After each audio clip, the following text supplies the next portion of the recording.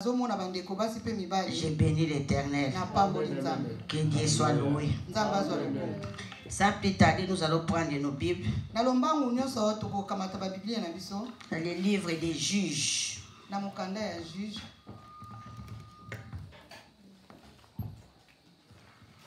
Juge chapitre 3.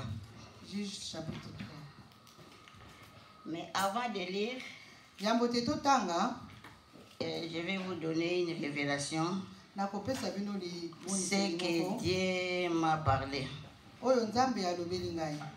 Quand j'ai préparé les messages, toutefois, avant de se présenter devant vous,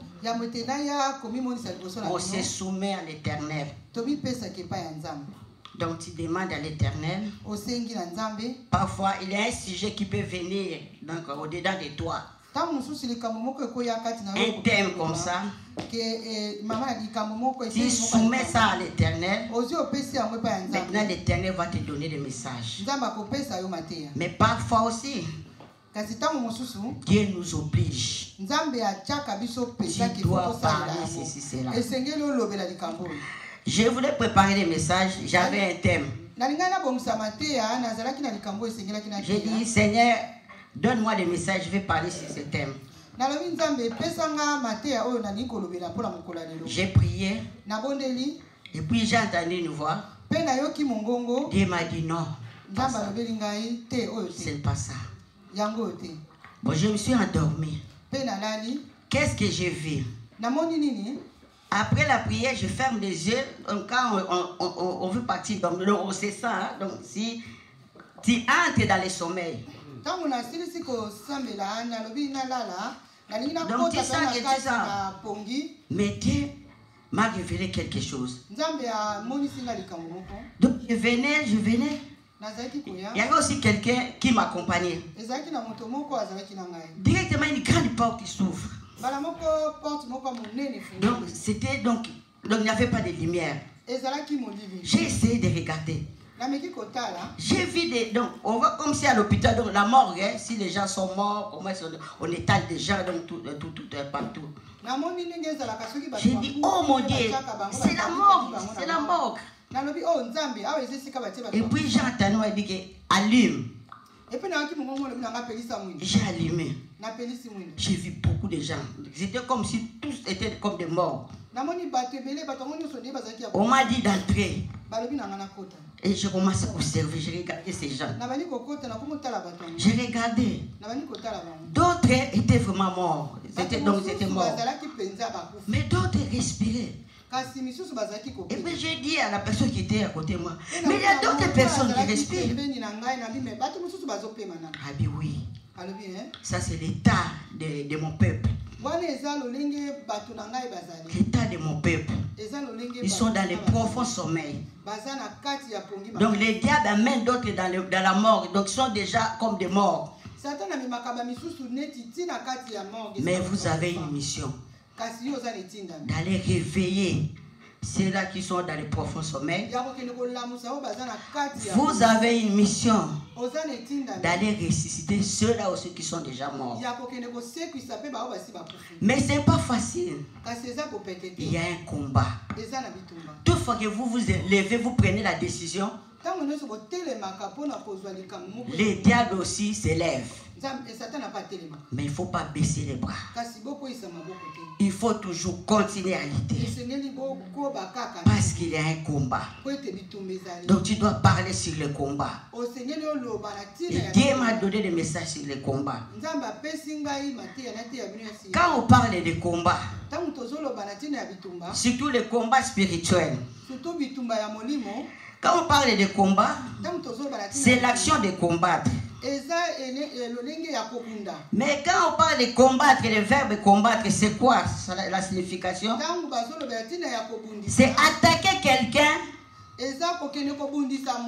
ou se défendre contre lui. Cela veut dire dans les combats, il y a deux personnes, moi et maman Patience. Quand il y a lutte, Donc il y a quelqu'un qui va attaquer. Et l'autre va commencer à se défendre. Donc il y a deux camps. De l'autre côté, donc c'est l'offensive. C'est lui qui attaque. Mais c'est lui qui défend, qui se défend. Il est dans la défensive. Mais ce que je vais dire cet après-midi, un conseil que je vais vous donner, même pour moi, mais pour nous tous, l'ensemble, donc l'église, nos foyers, partout où nous sommes, ne sois pas dans la défensive, mais sois dans l'offensive. Donc il y a le combat, mais il faut attaquer. Mais si tu ne veux pas attaquer, tu veux toujours te défendre, tu vas encaisser le coup. Tu vas encaisser le coup. Et quand tu vas encaisser, tu vas devenir faible. Quand tu deviendras faible, maintenant c'est le diable qui va maintenant t'opprimer. Et c'est lui qui va maintenant te conduire. Il va conduire ton foyer. Il va conduire ta vie. Il va conduire tout ce que tu vas entreprendre. Parce que tu n'as plus de force. Tu deviens déprimé. Et cela peut même créer l'état dépressif. Il y a beaucoup de personnes qui sont dans cet état. J'ai essayé de faire des recherches. Donc nous voyons tous, même le vendredi, nous avons prié pour les jeunes. Chaque fois nous prions pour nos enfants. Ce qui se passe dans le monde, ce que nous voyons, surtout même pour la jeunesse, ce n'est plus normal. Donc il y a quelque chose. Et bien Dieu m'a aidé pour comprendre qu'il y a des gens, donc il y a même nos enfants, donc les jeunes, qui sont devenus des dépressifs. Pourquoi ils sont devenus des dépressifs? Donc les recherches que j'ai faites, on dit qu'à partir de 2019 jusqu'à maintenant 2023, donc les taux de quoi, les cas de dépression chez les jeunes, surtout les jeunes de 15 à 24 ans. Donc cet état-là, donc l'état-là, donc c'est monté. Donc il y a maintenant beaucoup de gens qui sont devenus dépressifs. De 15 à 24 ans. Ils sont déclarés des dépressifs. À partir du mois de mai de 2019 jusqu'à 2023. Cela veut dire, donc si vous regardez, vous observez très bien, vous allez voir la période, c'était la période de Corona. Maintenant 2022-2023, donc c'est une période qu'on peut dire que post-Corona.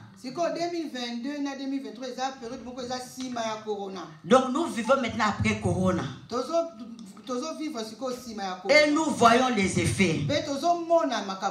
Pourquoi on dit que non, la cause surtout, donc c'est la cause de la dépression, c'est le traumatisme. Il y a le quoi? Il y a les chocs. Il y a des déceptions, des conflits, des séparations. Nous avons vu pendant le Corona, nous étions tous à la maison avec les enfants. On regardait la télé. Si tu regardes en Italie, tu vas vers des cercueils. Donc on part enterrer, donc il y a beaucoup de morts. Tu entres en Espagne, on voit toujours des cercueils entassés, des fosses communes. On voyait, même les adultes, nous étions aussi traumatisés. Parce que quand tu vois des deuils là, par-ci par-là, ce sont des traumatismes.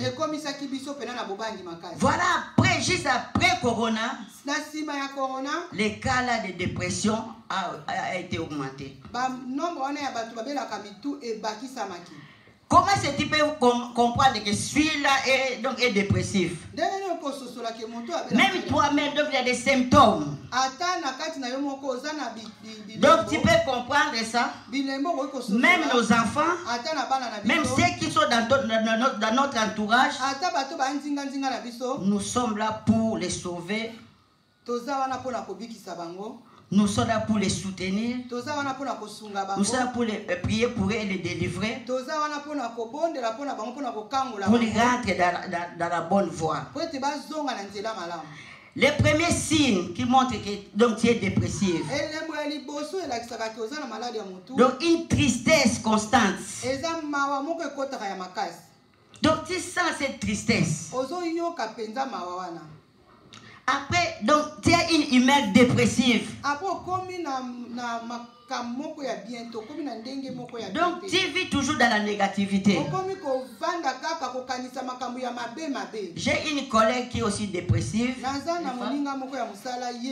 Donc, il me parlait, donc je l'aidais. Donc j'ai prêché, donc je l'ai encouragé. Non, Elisabeth, j'ai un problème. C'était quel problème? Dit que non, j'ai la dépression. J'ai toujours cette tristesse. Si tu me vois, tu vois comme si je suis normal. Mais au-dedans de moi, il y a une tristesse qui est constante. Et cette tristesse, parfois si je vais parler, je vais faire quelque chose, je commence toujours à pleurer. Et puis à moi, je vois toujours donc la négativité. Donc devant moi, tout est noir. Donc je vis toujours dans la culpabilité. Si je vois donc quelqu'un, donc si vous parlez, vous dites, moi je suis à côté. Donc je vois toujours comme si on parle de moi. Donc on ne veut pas de moi. Donc les signes aussi de la dépression. Donc les eps libres, donc tu n'as plus, donc tu ne t'aimes pas toi-même. Donc tu vois, non, je n'ai plus envie de vivre. Voilà pourquoi donc il s'agit toujours à la mort, au suicide. Donc tu te retires des personnes, donc de la communauté. Tu veux toujours vivre toi-même. Or quand tu es toi-même, c'est à ce moment-là que le diable va t'utiliser. C'est à ce moment-là qu'il va prendre maintenant tes pensées et puis il va t'amener à côté. Si tu veux être dans le côté pas de défensif, d'offensif, c'est lui qui va attaquer. Donc il faut être du côté de Dieu. Pourquoi il y a d'autres personnes qui sont dans le côté des défensifs? Tu deviens faible. Donc tu n'as plus de force. Qu'est-ce qui fait ça? La cause, c'est le péché. Nous allons lire, prenons la Bible. Dans le livre des Juges, chapitre 3. Nous allons prendre les versets 7 à 11 et puis 12 à 16. Quelqu'un peut nous aider dans la lecture? Juge.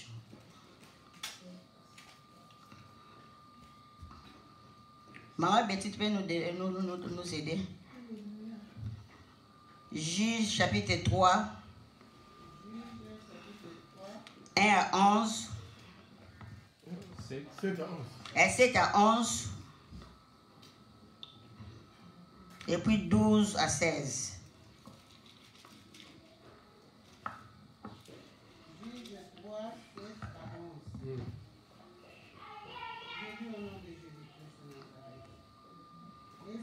Israël fuiront ceux qui déplaient à l'Éternel.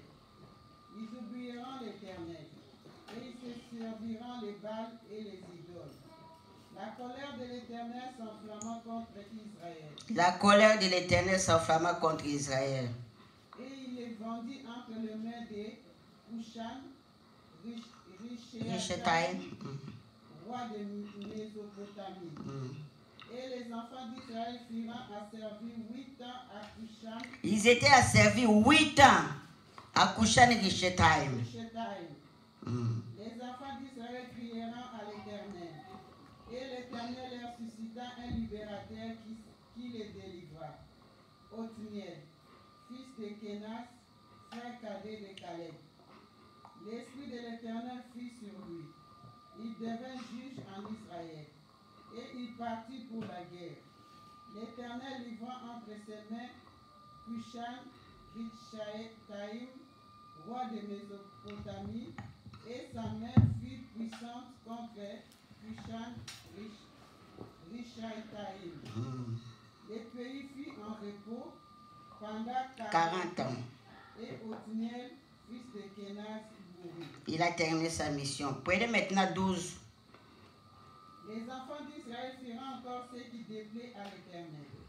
Et l'Éternel fortifia Églon, roi de Moab, contre Israël, parce qu'il avait fait ce qui déplaît à l'Éternel. Églon réunit à lui les fils d'Ammon et les Amalécites.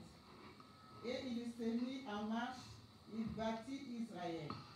Et il s'empara de la ville des palmiers. Et les enfants d'Israël firent asservir 18 ans à Églon. Ici, combien? 18 ans. Et puis, les premières fois qu'ils ont péché, c'était combien? 8 ans. 18 ans à Églon, roi de Moab. Les enfants d'Israël crièrent à l'Éternel, et l'Éternel leur suscita un libérateur, Ehud, fils de Gera, Benjamin, qui ne se servait pas de la main droite. Les enfants d'Israël envoyèrent par lui un présent à Églon, roi de Moab. Ehud se fit une épée à 2 tranchants, longue une coudée, et il la ceignit sous ses vêtements au côté droit. Il offrit le présent à Églon. Tu peux t'arrêter là-bas. Parce que d'autres là, on va se m'expliquer. Nous parlons de combat. Nous avons dit qu'il y a toujours deux camps. Il y a le côté d'attaquant et de l'autre côté celui qui se défend. Je crois que la fois passée je vous ai parlé que la colère de l'Éternel s'est enflammée chez Amalek parce qu'il a touché le peuple d'Israël. Là, c'était Dieu qui était du côté des enfants d'Israël. J'ai montré donc toutes les facettes de Dieu. Je veux que quand nous croissons, quand nous devenons grands, nous devons aussi donc manger donc la nourriture qui est appropriée pour nos dents. Ce n'est pas toujours dealer.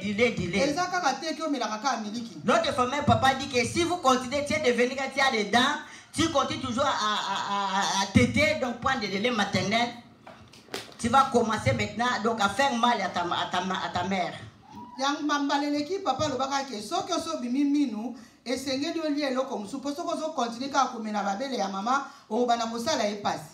Donc nous devons grandir. Donc nous devons comprendre aussi Dieu dans toutes ses facettes. Mais nous, la génération d'aujourd'hui, nous voulons toujours entendre Dieu est miséricordieux. Il est riche en bonté. Dieu est miséricordieux. Nous oublions qu'il y a aussi la colère de Dieu. Dieu aussi s'enflamme. Pourquoi Dieu se met en colère? Parce qu'il n'aime pas les péchés. Il n'aime pas les péchés. Si tu veux vivre dans les péchés, tu n'auras pas la force de combattre. Et tu n'auras pas la victoire. Mais si tu veux avoir la victoire, si tu veux avoir la force, si tu veux être dans l'offensive pour attaquer les diables, marche dans la sanctification. Parce que la Bible nous dit, recherchez la paix avec tous. Sans la sanctification, Personne ne verra le Seigneur. Nous devons marcher dans la sanctification. Si tu marches dans la sanctification, donc tu t'accroches à Dieu. À ce moment, Dieu sera avec toi. Dieu va combattre avec toi. Et la victoire sera à côté de toi. Même si tu es Israël, si tu pêches, si tu désobéis, la colère de Dieu va s'enflammer. Quand la colère de Dieu va s'enflammer, nous avons lu ici, on dit que les enfants d'Israël firent ce qui déplaît à l'Éternel. Et la colère de l'Éternel s'enflamma, il est vendu. Ce que j'ai parlé au début, les problèmes de l'oppression. Si tu n'as pas la force de combattre, tu entres maintenant dans l'oppression. Donc tu deviens sous pression du diable. Tu entres dans la servitude. Même dans ton foyer, tu entres dans la servitude. Il y avait un serviteur quand on était en Afrique. Donc il servait Dieu. On était à l'église. Il était vraiment élevé en dignité. Il priait pour ses enfants, pour son foyer. Mais un jour, il a commis une erreur. Donc, il a commis l'adultère. Donc, il a donné un enfant. Donc, il a engrossé l'infirmière de son père. C'était l'infirmière qui traitait son père. Et l'infirmière tomba enceinte. Donc, elle a donné un enfant. Mais il cachait, il ne voulait pas parler. Il cachait. Mais qu'est-ce qui s'est passé maintenant dans sa maison? Il y a eu la maladie, la porte s'est ouverte. Le diable est entré. Il commence maintenant à attaquer les enfants. Donc il y avait la maladie. Chaque fois que l'enfant était malade, il dit papa je suis malade. Il imposait les mains sur l'enfant et l'enfant était guéri. Mais à partir de cette période, il prie sur l'enfant. Il impose les mains. Donc rien qui va. Et donc la situation s'est emparée. Qu'est-ce qui s'est passé? Maintenant l'enfant commençait à avoir des démons dans la maison. La nuit quand il dort, donc il sursaute. Papa, il y a quelqu'un qui vient m'attaquer. Papa. Il commence à dire au nom de Jésus. Au nom de Jésus. Donc les démons ne partaient pas. Et puis lui-même, papa est tombé malade. Donc c'était toute la maison qui était bouleversée. Donc commencer même quand il marchait, si tu vois sa figure, c'est qu'on appelle la médecine, toi tu connais la rigidité cadavérique. Donc quelqu'un qui a vu mais qui donne l'aspect de quelqu'un qui est mort. Comme quelqu'un qui est mort. Donc il a porté ce masque. Et puis le papa Sylvie était toujours, ils travaillaient ensemble. On l'a appelé. Qu'est-ce qui ne va pas? Qu'est-ce qui ne va pas? Il ne voulait pas parler. Bien, même si tu caches les péchés, tu peux cacher. Mais un jour, ça sera toujours dévoilé. Parce que la Bible nous dit, tout est à nu. Tout est à découvert devant Dieu. Vous savez qu'est-ce qui s'est passé? Donc la femme là, donc un jour, ma mère, parce que l'église était dans la ma mère était, donc il voulait acheter ces trucs là à côté de Mongafula. Donc elle partait directement voir le pasteur. Elle était direct avec la femme là, la deuxième là, avec une grossesse. Directement son petit frère est venu. Le petit frère du pasteur. Donc il savait que non, donc les grands frères cachaient donc cette information. Directement il vient chez ma mère. Oh ma mère, c'est la femme de mon grand frère. Parce qu'il était païen. Oh, deuxième femme, maman aussi ne connaissait pas. Quand il est venu à la maison, il a appelé les papas Sivi, il nous a appelé nous tous. Qu'est-ce qui se passe à l'église? Mais votre serviteur a déjà un enfant, donc il a une deuxième femme. On l'a appelé, et à ce moment-là, il a confessé, il a accepté. Il a accepté, et puis il a été excommunié. Et il a dit qu'il faut prier pour moi, parce que toute la maison est attaquée. Il a dit que non, parce que tu as caché le péché. Tu es devenu faible. Et tu étais sous l'oppression du diable. Mais maintenant, comme tu as confessé, maintenant, comme tu as accepté, notre Dieu qui est maintenant, il est miséricordieux. Maintenant, il va te pardonner. Parce que tu as confessé. Nous avons prié. On a prié pour lui. Au moment où nous parlons, donc le ministère est devenu trop grand. Donc le ministère là-bas qui chasse, c'est lui qui est en train de diriger. Parce qu'il s'est humilié. Chaque fois la Bible nous dit que les enfants d'Israël faisaient ce qui déplaît à l'Éternel. Ils rentraient vers Dieu. Ils rentraient vers l'Éternel. Quand ils criaient à l'Éternel, c'est à ce moment-là que Dieu suscitait un libérateur. Voilà pourquoi je vais dire à une personne cet après-midi: ne vivez pas dans la culpabilité. Si tu vis dans la culpabilité, tu seras à la merci du diable. Même ton foyer, si le diable entre dedans, il voit que non, il n'y a pas la sainteté, donc Dieu n'est pas là. Il y a la vie des péchés. Il va commencer à vous diriger. Il va commencer à vous manipuler. Jusqu'à ce que il y aura même des divorces. Donc pour éviter cela, il faut rentrer vers l'Éternel. Il faut rentrer vers Dieu. Quand tu rentres vers Dieu, Dieu va te fortifier. Bien aimé, je vais te dire quelque chose. À partir du verset 12, vous allez voir que quand ils ont commis cette erreur, quand ils ont commis le péché, la Bible dit qu'ici, maintenant, Dieu fortifie Eglon. Leur adversaire, le roi de Moab. Le roi de Moab. Or, c'était Josué qui a commencé. Après la mort de Moïse, Dieu parla à Josué. Il dit que mon serviteur est mort. C'est toi maintenant qui vas prendre la relève pour faire entrer mon peuple au pays de Canaan.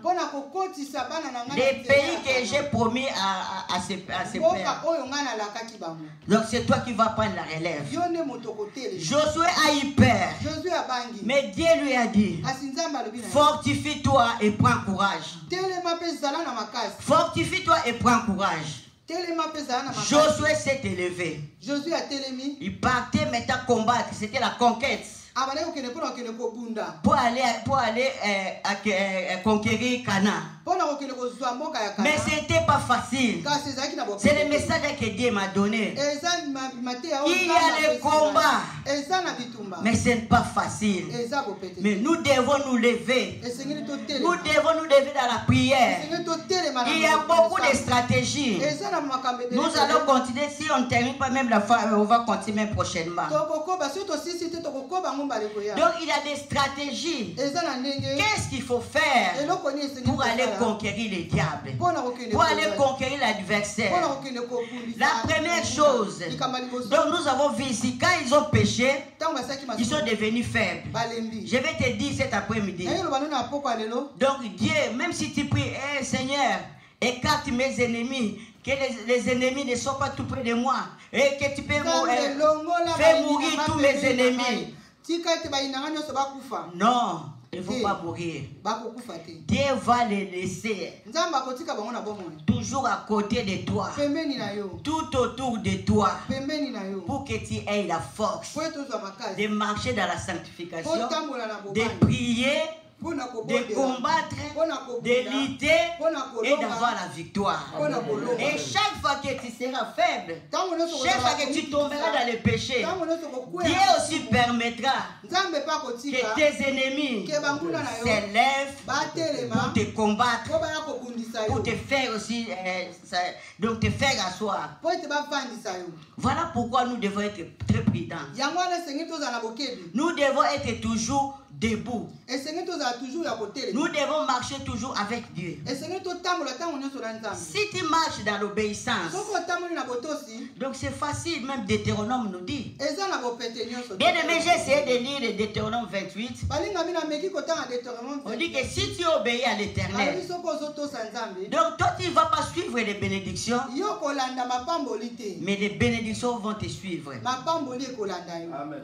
Dieu te fera la tête et non la queue. Il te donnera la supériorité sur tes adversaires. Il va bénir ta maison. Il te bénira donc dans les champs. Il te bénira dans ta maison. Les fruits de tes entrailles seront bénis. Ton corbeil sera béni. Donc il y a beaucoup de bénédictions. C'est là si tu obéis. Et puis j'ai regardé si tu désobéis. Donc à partir du verset 15 jusqu'à 60, la malédiction. Beaucoup de malédictions. Donc nous devons obéir. Nous devons marcher dans la sanctification. Donc si nous marchons donc nous suivons les prescriptions de Dieu, nous sommes bénis. Tu ne veux pas aller chercher, donc suivre. Non, là, donc il y a quelqu'un là-bas qui est en train de bénir. Il y a quelqu'un là-bas qui est en train de poser les mains et je serai guéri. Non. Reste dans ton poste. Reste dans ton poste. Et la prophétie viendra. La prophétie s'accomplira. Mais ça va s'accomplir comment? Si tu es dans ton poste. Et si tu marches dans la sanctification. Si tu veux marcher dans le péché, tu peux fuir même ici à Lycia. Tu changes 10, 20 églises. Dieu va t'attendre là où il t'a laissé pour ta bénédiction. C'est pas quand tu vas marcher par-ci par-là que c'est là que tu vas prendre des bénédictions. Non. Nous devons rester dans l'offensive. Donc nous devons attaquer. Comment est-ce que nous devons attaquer? La première chose, devant toute attaque, devant les combats, nous devons nous lever dans la prière.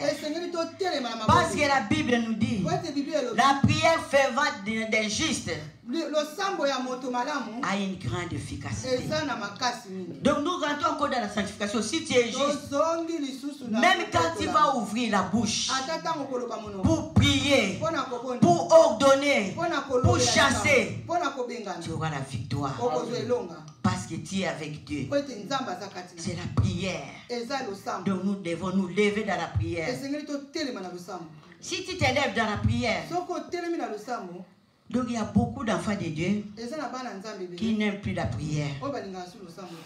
Oh, nous savons que nous vivons un temps qui est difficile. Nous vivons le temps de la fin. On dit que dans les derniers jours, Dieu dit qu'il répandra son esprit sur toute chair. Vos fils et vos filles prophétiseront. Les vieillards auront des songes. Donc il y aura des visions.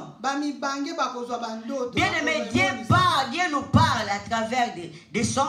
Dieu nous parle à travers des visions. Dieu nous parle à travers des révélations, des prophéties. Parfois, tu as aussi ces dons.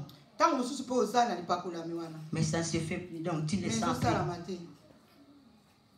Nous sommes devenus trop distraits. Donc les gens veulent toujours rester à la maison. S'il y a la fête, c'est tout le monde qui se mobilise. Mais nous oublions que le dimanche, c'est le jour des sabbats, le jour que Dieu a mis à part. Mais nous négligeons les jours des sabbats. J'ai dû rester à la maison. Zapper donc à la télé.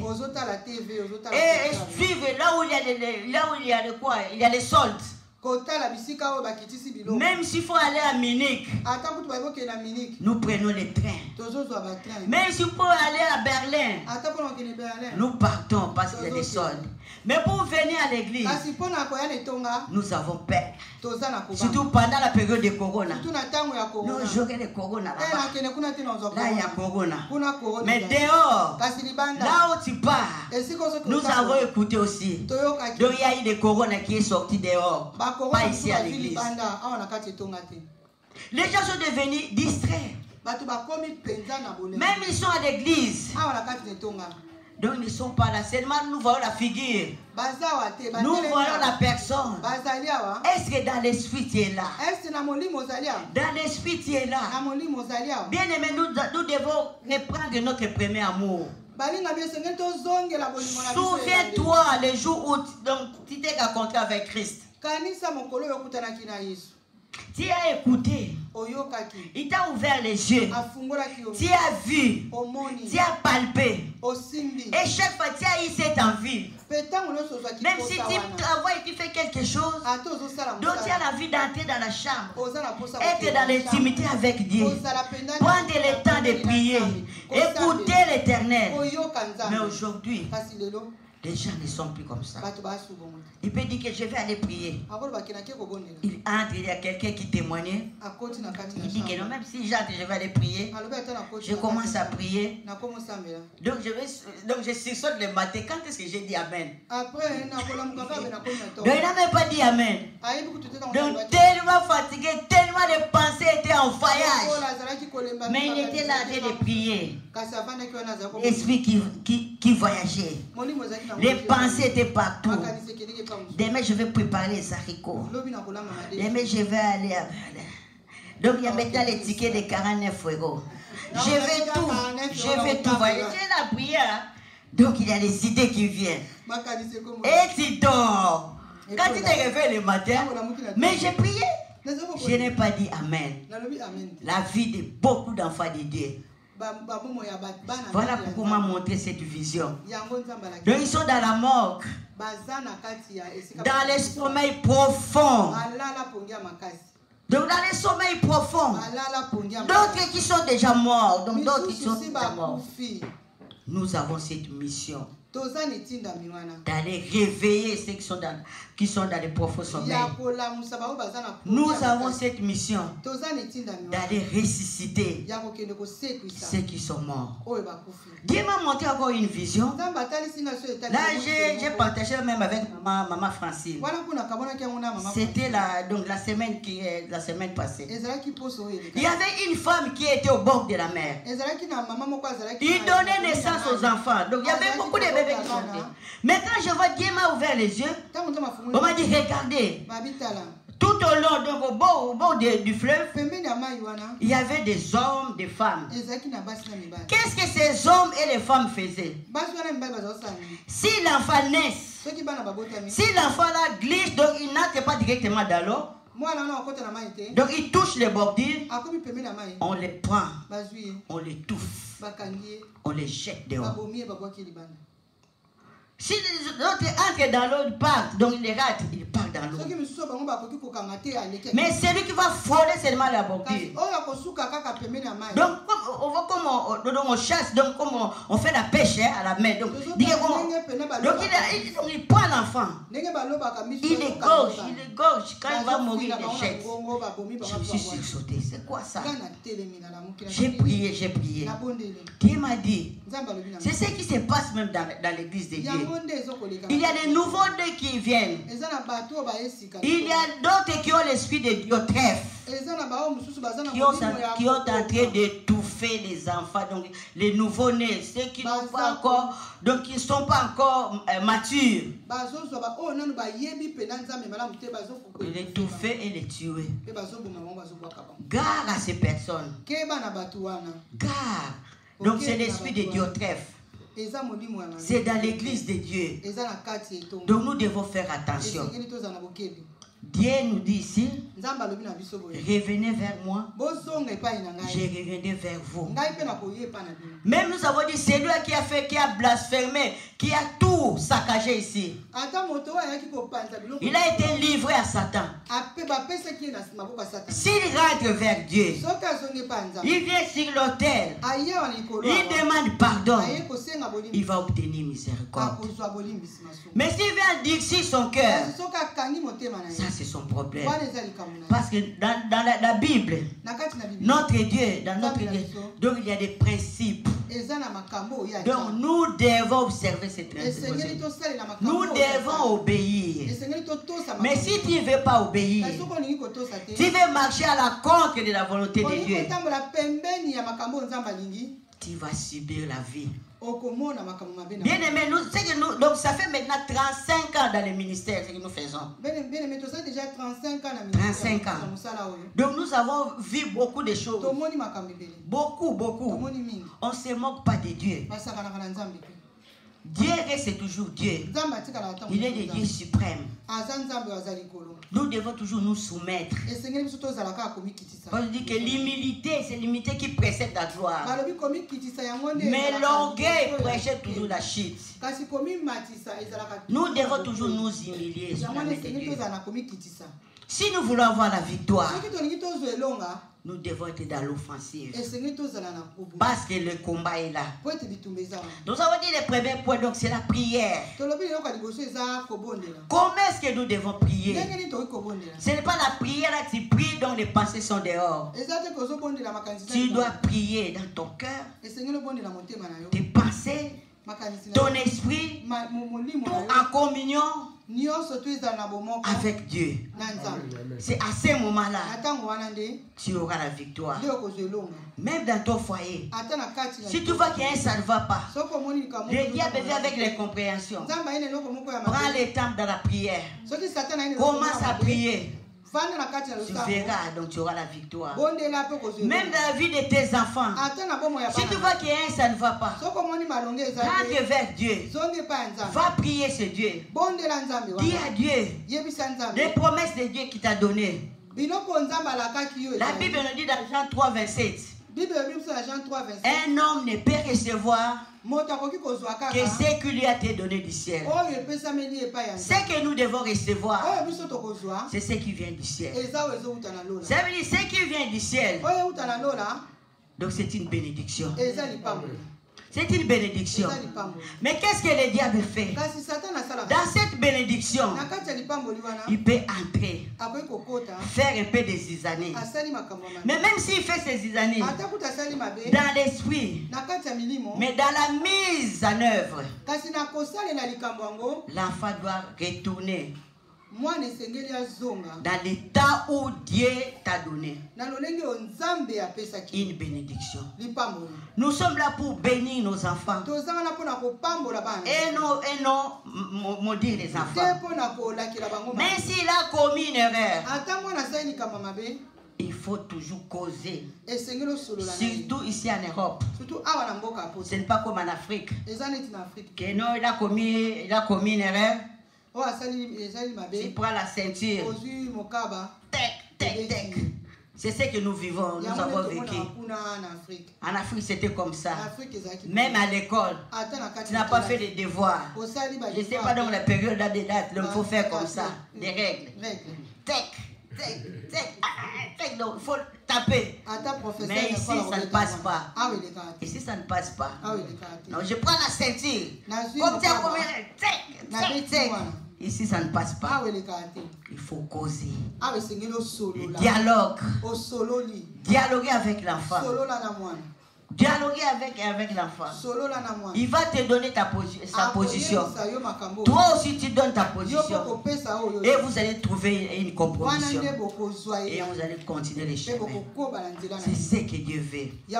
C'est ce qui va créer la paix. Même entre hommes et femmes. Donc, mari et femme. Ne campe pas toujours dans ta position.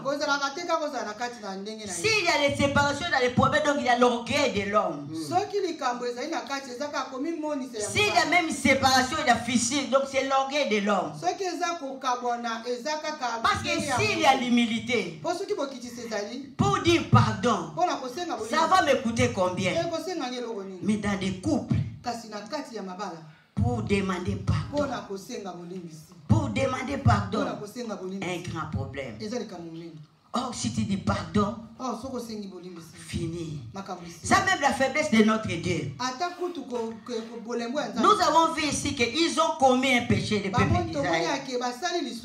La Bible dit qu'ils crièrent à l'Éternel. Ils crièrent à l'Éternel.